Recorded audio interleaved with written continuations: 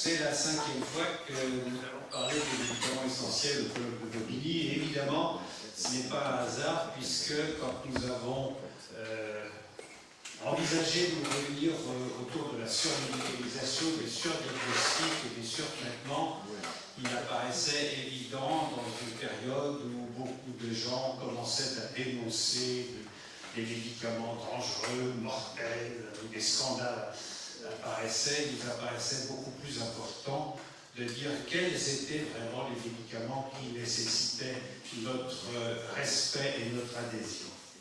Et donc, à chacun de ces colloques, nous avons présenté un certain nombre de choses. Lors du premier colloque, la première liste de 100 médicaments essentiels établie par 10 internistes de la Société française de médecine interne a été présentée. Elle sera publiée en août 2013 dans la revue Médecine interne. A été également présentée la liste qui avait été établie par 7 généralistes du département de médecine générale de cette faculté et qui a fait l'objet de la thèse de Yacine Illa quelques temps plus tard. En 2013, nous avons pu présenter la liste de 100 médicaments établis par 14 généralistes français, les 7 de la région parisienne et 7 de diverses provinces, et ainsi présenter la fusion des 100 médicaments généralistes et des 100 médicaments internistes pour aboutir à 151 médicaments essentiels.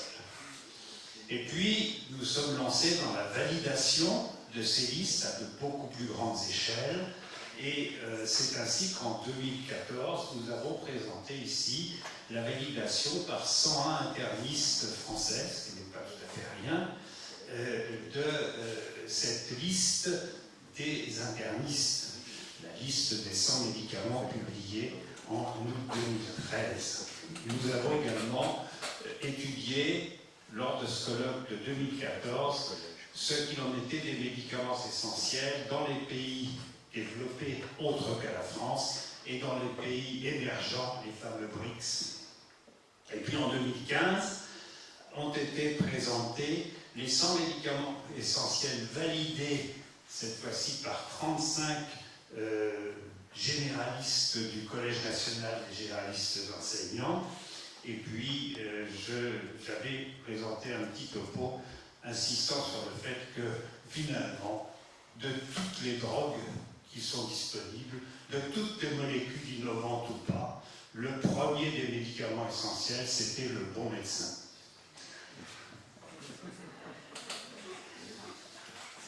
Alors, les médicaments essentiels, vous le savez, c'est une très vieille affaire, puisque la première liste de l'OMS date de 1977 et que dès 1990, l'OMS avait incité l'ensemble des pays, y compris les pays développés, à faire leur liste. Dès 2012, les rapports officiels en France, de l'IGAS, de l'IGF, demandaient de façon très insistante l'établissement d'une telle liste en France. Et il y a eu une liste qui a été faite, je vais revenir dans un instant, par l'AFSAPS, qui est devenu depuis la NSM. Et puis la loi santé qui a été plus ou moins votée en janvier 2016, il y a encore des articles qui sont en discussion, on va y dire, entre le Sénat et l'Assemblée nationale. Cette loi santé prévoit dans son article 143 l'établissement de listes au pluriel de médicaments préférentiels. C'est pas tout à fait la même chose qu'essentiel, mais enfin ça se rapproche. Et ça, c'est le contexte français. Et pour vous rappeler que la démarche au sein du groupe INSEPS, puis de la Société nationale française de médecine interne, avait démarré fin 2010 et surtout en juin 2011. C'est là, lors d'un congrès à Poitiers, que l'établissement de cette liste avait été décidé. Alors, outre les présentations au colloque de Bobigny, au congrès de la SNFMI, où, bien entendu, tout a été présenté, y compris la liste validée par 101 internistes. En dehors de divers articles dans Tout prévoir, dans Pratique, qui sont des revues soit relativement confidentielles pour Pratique, soit des revues liées à une mutuelle, qui est la mutuelle Pasteur. La publication plus récente d'un topo dans un livre publié chez Dalloz qui s'appelle « Les inégalités sociales et la santé », des papiers dans la grande presse, dans l'humanité, surtout en avril 2015, un dossier publié dans Sciences et Vie qui a fait beaucoup de bruit, qui a été repris très largement dans l'ensemble de la presse écrite ou parlée, et qui m'a valu 2 invitations coup sur coup dans des émissions à France Culture et à France Inter, dans la tête au carré. Il y a eu des thèses de fait, celle de Yacine Hilal sur les médicaments essentiels vus par les généralistes de Bobigny, celle de Joanne Poisson sur les médicaments essentiels validés par une grande cohorte d'internistes, et celle de Marthe Perriot sur la validation des médicaments essentiels par les généralistes. Mais, malgré tout cela, la seule publication scientifique sur tout ce travail sur les médicaments essentiels, c'est Les 100 médicaments essentiels, une approche de médecine interne, publiée en août 2013 dans la revue de médecine interne. Pourquoi? Alors, on n'est pas resté sans rien faire, puisque pendant toute cette période, 2 articles scientifiques ont été rédigés et soumis pour publication. En décembre 2013, puis en avril 2014, un article intitulé « Les 151 médicaments essentiels, un travail d'interniste et de généraliste, étape dans la mise au point d'une liste validée ». Puis, en novembre 2014, et dans une version améliorée en novembre 2015, un article « Validation d'une liste de médicaments essentiels par 100 internistes français, une base pour une liste officielle », puis, version améliorée, « Médicaments essentiels, une liste validée par 101 internistes français, sans la relation avec une éventuelle liste officielle ». Alors, pourquoi ces articles ont été refusés? Alors, c'est intéressant de voir quelles ont été les critiques qui ont justifié ces refus. La revue de médecine interne, en décembre, décembre 2013, refuse l'article sur les 151 médicaments en disant « La liste des 100 médicaments vient d'être publiée quelques mois avant et il ne nous semble pas opportun de publier une actualisation. Le comité de rédaction croit savoir qu'un travail d'harmonisation de cette liste est en cours. » Ce qui était vrai. Bon. La presse médicale nous dit « Mais ça nous intéresse, envoyez-nous l'article. » On voit, mais finalement, il est refusé. Pourquoi? Eh bien, le premier des reviewers, des lecteurs, dit « C'est une démarche intéressante, à l'utilité évidente, mais l'absence des autres spécialités est plus problématique et cite 8 molécules absentes, dont au moins 4 sont des molécules totalement de niche, pas du tout capables de traiter la population générale. Les données paraissent trop préliminaires, et puis quels sont les risques de désinvestissement des firmes pour la recherche et l'innovation?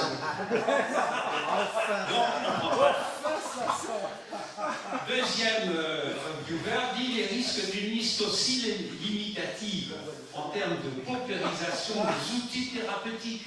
Et demandez donc aux spécialistes. Vous n'êtes que des internistes et généralistes, vous ne valez rien du tout. Demandez aux cardiologues, demandez aux rhumatologues, demandez à tous. Et puis, le comité de rédaction conclut sur ces 2 avis. Il faut encourager les auteurs à poursuivre la démarche jusqu'à son terme, mais on ne prend pas le papier. Bon. Critique ayant justifié le refus de l'article sur la liste validée, cette fois-ci par 100 internistes, c'est pas rien. 100 collègues qui se sont donné la peine d'étudier la liste, de faire des contre-propositions. Là, il y a eu davantage d'experts, pas tellement dans la revue de médecine interne. Un seul expert est sollicité et il fait des critiques méthodologiques. La méthode Delphi qui a été choisie est critiquée, elle est critiquable, elle est connue depuis 30 ans, cette méthode. Le choix des experts s'est fait sur la base du volontariat. non représentative des membres de la SNFMI, ce qui est faux, parce qu'il s'est trouvé qu'effectivement c'est des volontaires, mais quand on comparait leur âge moyen, le fait qu'ils soient hospitalo-universitaires ou hospitaliers ou libéraux, on était à peu près dans la représentation de la société. La méthode Delphi choisie n'est pas en soi adaptée au choix d'un médicament. Critique du manque de molécules pour l'anesthésie, effectivement, ce n'était pas le domaine abordé. Pour le syndrome de Cushing, qui, comme chacun sait, est une fréquence extraordinaire, ayant été endocrinologue dans une vie antérieure, je peux en témoigner.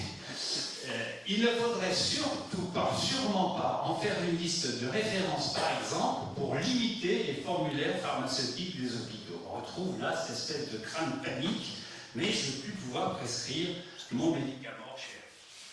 Le comité de rédaction conclut, c'est une idée potentiellement intéressante sur le fond, mais les critiques méthodologiques sont telles que la décision est de refuser. On retravaille donc le sujet, et y compris avec la collaboration dans cette rédaction nouvelle de Loïc Guilvin, qui est rédacteur en chef de la presse médicale, qui était là à notre dernier colloque.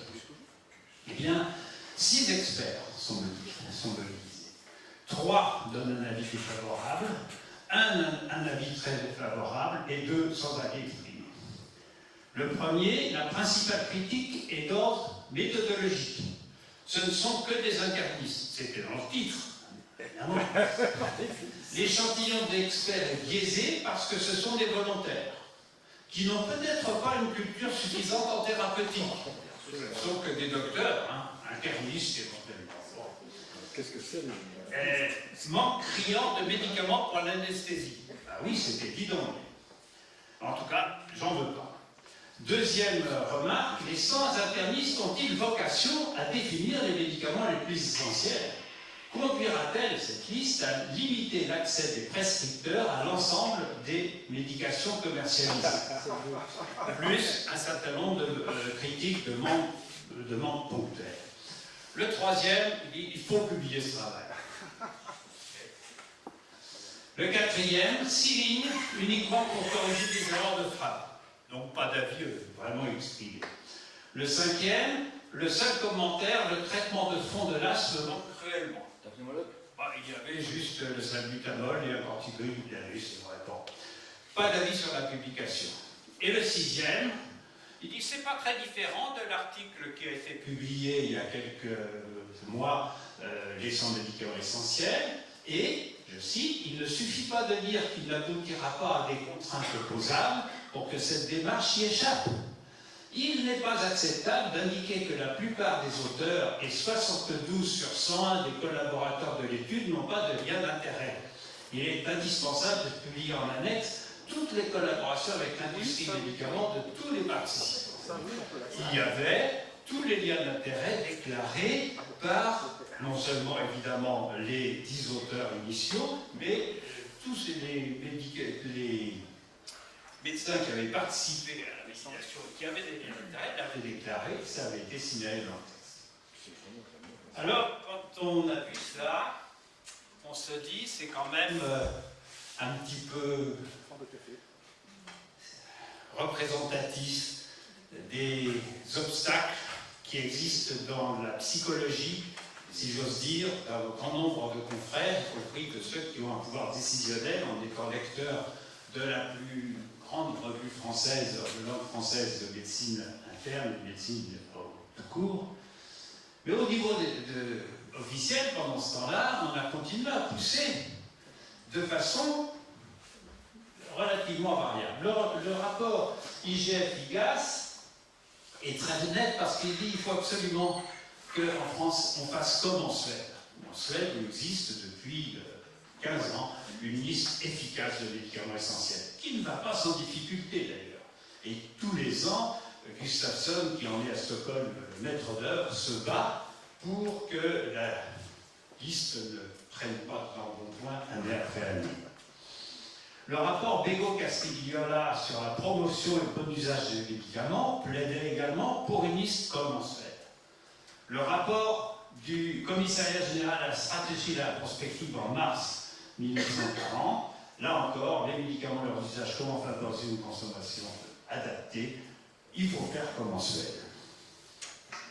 Et puis voilà la loi santé, 26 janvier, article 143. Il faut élaborer et mettre à jour des fiches sur le bon usage de certains médicaments, permettant notamment de définir leur place dans la stratégie thérapeutique à l'exclusion des médicaments anticancéreux, pour lesquels l'Institut national du cancer élabore ou met à jour des fiches de bon usage. Et le deuxièmement de même article est complété par la phrase ainsi rédigée. Elle élabore ou valide également, à destination des professionnels de santé, dans des conditions définies par décret, un guide des stratégies diagnostiques et thérapeutiques les plus efficientes, ainsi que des listes de médicaments à utiliser préférentiellement, après avis de l'Institut national du cancer, s'agissant des médicaments anticancéreux. La loi est votée. Cet article, en tout cas, est voté et non contesté. Qu'en est-il dans la pratique? Au sein de la Haute Autorité de Santé, une commission des stratégies de prise en charge a été mise en place dans ce but-là. Elle est présidée par Alain Cordier, qui est un ancien directeur général de l'assistance publique de Paris, et qui a été mise en place, y compris pour élaborer telle liste.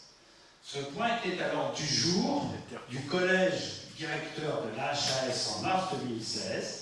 Il a été reporté à la demande de la nouvelle présidente, Mme Buzyn, qui a dit peut-être on a besoin de réfléchir, il faut attendre un petit peu. Et j'ai eu avant-hier au téléphone le Guilvin, qui est membre de ce collège, et par ailleurs président de la commission de transparence, qui m'a dit non, Michel, il n'y a rien de nouveau, c'est toujours pas à l'ordre du jour, ça va peut-être venir, on espère que ça va venir. Voilà. Donc il y a des résistances extrêmement fortes.